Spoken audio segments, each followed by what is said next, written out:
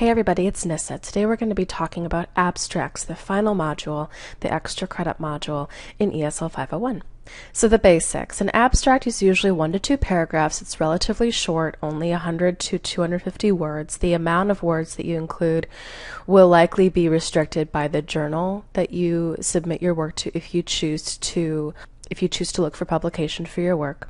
The abstract covers the main points of your paper, as well as what your reader can expect to learn from your paper. This is where the reader will look to see if they want to spend the time to read your paper. If they read your abstract and are interested, they'll keep reading. If they read your abstract and are like, well, I don't know if this is what I'm looking for, they'll stop at your abstract and then they'll move on. So the abstract is the place where you can really hook your reader in to agreeing to spend the time to read your paper. No surprises. The abstract really is the place where the reader will go to find out what your paper's about. So nothing like, we will find out what the solution to this problem is, tell them what the solution to the problem is, or we will discuss an important theory. Well, what theory is it that you're going to be discussing? So you don't want to kind of tease them into starting your paper. You want to give them the information they need to decide whether to read your paper. But the way that you write your abstract is ultimately going to help them decide whether to continue or not, so keep that in mind. The abstract is the last thing you write in your research paper writing process, so although it's the first thing after the title page to occur in your research paper, it's the last thing you're going to write, because you want to know as the author what you've done in your paper. What have you written about? What argumentation have you presented? What problem or solution have you illustrated? So the reason you can't write your abstract at the beginning is because you're likely still thinking through those steps. So once you have everything written, all of your argumentation is down, all of your organization is set in stone, relatively set in stone, then you want to go back and write your abstract. The standards for an abstract will vary from journal to journal and from discipline to discipline. So again, the rules of thumb articulated in this presentation are going to be very basic, very general about basically what an abstract is. But if you are seeking publication for your work, absolutely consult the journal that you're trying to submit to and see what kind of standards they expect from the abstracts and from the papers that they receive. Also, from discipline to discipline. If you're in more of a mathematically based discipline, you're going to have different requirements than if you're in a humanities discipline such as English or history or art.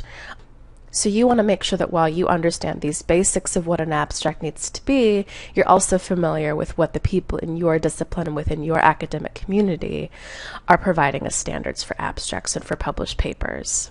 There are primarily 2 kinds of abstracts. There's the results-driven abstract, which is primarily used when the author wants to focus on the results of a study. So maybe you've done what's called an IMRD paper, Introduction, Methods, Results, and Discussion, and you want to focus on the results. You want to focus on maybe if you've got a lot of data, a lot of numbers that you want to present. Maybe those are the most significant parts of your paper.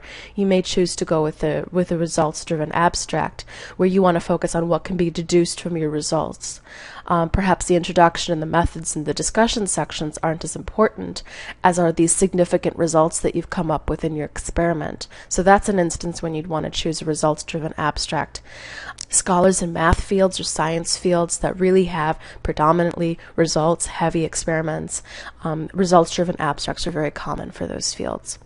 The other kind of an abstract is a summary-driven abstract, where the focus is really the entire paper, where in your 1 to 2 paragraphs of an abstract, you're going to take 1 to 2 sentences for each of your sections and to summarize each of those sections. So maybe if you have a problem solution paper or an argumentative paper, very similar to what you'll likely have for your ESL 501 paper, you may choose a summary-driven abstract, where you're going to say, this is where we started, this is the problem that we found, this is the solution that we found, and here's a concluding statement about what ultimately I decided in my paper.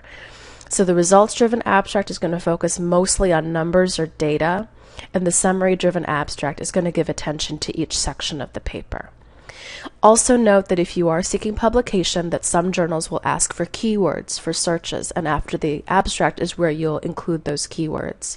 So if you're, again, seeking publication, make sure that you know the standards of the journal. If they ask for keywords, make sure that you include those when you send your paper off for review.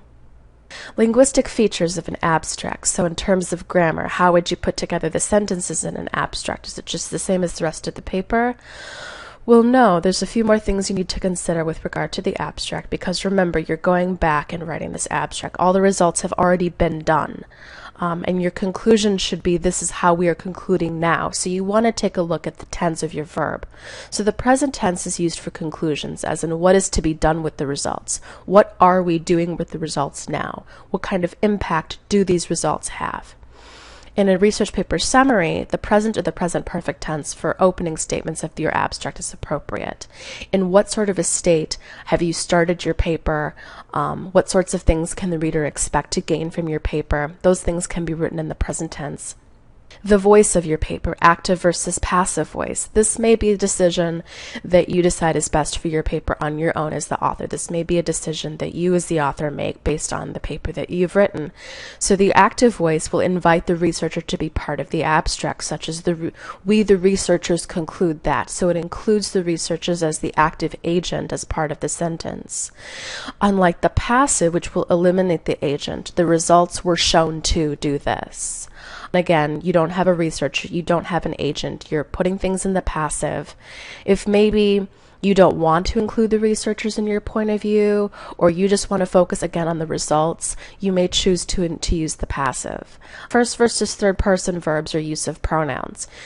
Quite often in a research paper, you may hear something like, we conclude that, or we find that, or we argue that, or we the researchers argue that. That might be a combination of first and third, but we conclude that is obviously first person. So deciding whether you want to have first person referring explicitly to yourself, it's a little bit more informal, it's a little bit more casual if you say we conclude that. That also may be a convention used in your field. Maybe most of the authors that are getting published are including words like we and I. And third person can add distance and formality. So even though you are the writer, you can still say the researchers conclude that. By taking yourself out of that first person position, making it third person, it adds some distance between yourself and the paper, not making it so explicit that the person writing this paper is in fact the one that was doing the experimentation. Your reader will ultimately know who did the experimentation based on whose name is written at the top of the paper, so you don't necessarily need to include first person pronouns through the body or the abstract of the paper. So this is a consideration you need to make. First person, a bit more casual, a bit more informal. Third person, more distance and more formal. So whichever one works best, that's the one that you should use. So how do you decide? Is this something that you just flip a coin and say, that's the way we're going to go? Well, first, you're likely going to be reading abstracts by scholars in your field. So again, the theme is the same as in many parts of a research paper, and preparing a research paper for publication and for people to read it is to familiarize yourself what other scholars in your field do, and to make sure that a paper that you prepare is going to fit in with that community, and that the paper that you prepare is not going to be this anomalous item like, oh, where did this paper come from? This looks so different. You want to make sure that whatever it is that you put out there makes it so that you are a part of that community. So familiarize yourself with what abstracts look like in your field. You can refer to the journal that you're submitting a paper to, and in fact, you should absolutely do this. If you're seeking publication, you're going to have a particular journal in mind. Look at the journal, get yourself a copy of the journal, and look at what the papers look like. Sometimes journals have publication standards. They've actually written out what they expect of the papers that they are going to expect, and you should follow those rules. Just because you decide, oh, I like this option better, if you really want to get published in that journal, you will adhere to those rules, and you will make it so that your paper looks as similar as possible to the other papers that journal publishes. And if you're still unclear, ask an advisor, ask someone who practices actively in your field who's publishing work. They probably know these rules from the back of their hand. They probably are very familiar with these rules. So even though you're someone just coming into the field, do the work and try and figure it out on your own. But if you have a question, don't be afraid to ask an older, more practiced member of your community about what's expected. So we're going to go through a couple of examples of abstracts just so you get an idea of what the different types look like, and maybe from this you'll even understand this is the best type of abstract for my paper. So there's going to be two abstracts. They're for the same paper, however one is a research paper summary and one is a results-driven abstract. And I'd like you, after we read through this example, to pause the video and to think about which one do you think it is. Obviously we'll have the answer later, but it would be good for you to get some practice in trying to figure out for yourself which one focuses most on the results and which one gives a couple sentences in the abstract to each section of the paper. So a count of sentence connectors in 12 academic papers produced 70 different connectors. These varied in frequency from 62 tokens, such as however, to single occurrences. 75% of the 467 examples appeared in sentence initial position. However, individual connectors varied considerably in position preference. Some, such as in addition, always occurred initially. In other cases, therefore, they were placed after the subject more than 50% of the time. These findings suggest that a search for general rules for connector position may not be fruitful. Okay, so pause the video and ask yourself, what is the focus of this abstract? Welcome back. If you guessed that it was a results-driven abstract, you're correct. I've highlighted in green some examples of some results that were focused on in this abstract. If you notice, there are a lot of numbers in this abstract. That is one sign that maybe it might be results-driven. Now, just because you see numbers or want to include numbers doesn't mean you're going to have a results-driven abstract. But if it's just the results that you want to focus on and really the other sections of the paper aren't going to be as significant, then you want to go for a results-driven abstract. So, these varied in frequency from 62 tokens, such as however, to single occurrences. 75% of the 467 examples appeared in sentence initial position. We've got some numbers there, we've got some really specific examples. If you want to add really specific examples, that may also drive you to have a results-driven abstract, as if the examples and the results are really what you want to present in your abstract. Later on, these findings suggest that a search for general rules for connector position may not be fruitful. Again, focusing on the findings, not necessarily on the discussion or the conclusion, but saying this is where we want to go next from these particular results. And the second example, for another abstract for the same paper, but again, this is a different one. So go ahead and pause the video, read the abstract, and ask yourself which of the two formats it is and why you think so. So the second one is a research paper summary. I'm sure you guessed that based on the fact that we have two abstracts and we have two formats. Now let's talk about why. I've highlighted in different colors each of the separate sections that kind of address different parts of the paper. So you can see here already, in contrast to version A, that we are really giving attention to each of the sections. For example, although sentence connectors are a well-recognized feature of academic writing, little research has been undertaken on their positioning. Okay, so we're talking about research here. This is probably from the introduction or from the lit review more specifically. We're talking about what's been done before, what's a potential hole that this research could fill. So this is a brief summary of the introduction. In this study, the next sentence, we analyzed the position of 467 connectors found in a sample of 12 research papers. This is what they're going to do. This is the methodology that they've set out to analyze this particular problem. So this is going to be a summary of the method section in an IMRD paper. 75% of the connectors occurred at the beginning of sentences. However, individual connectors vary greatly in positional preference. So again, summarizing the results section, we're getting into another section of the paper.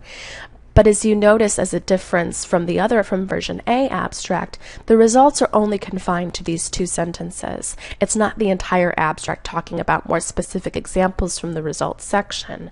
And then finally, later on in purple, these preliminary findings suggest that general rules for connector position will prove elusive.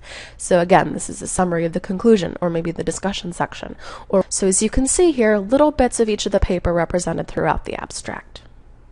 So in conclusion, when approaching writing an abstract, to decide whether a research paper summary or a results-driven abstract is best for your paper. Not just arbitrarily, not just a decision you make on the fly, but really thinking about which abstract is going to serve your paper best.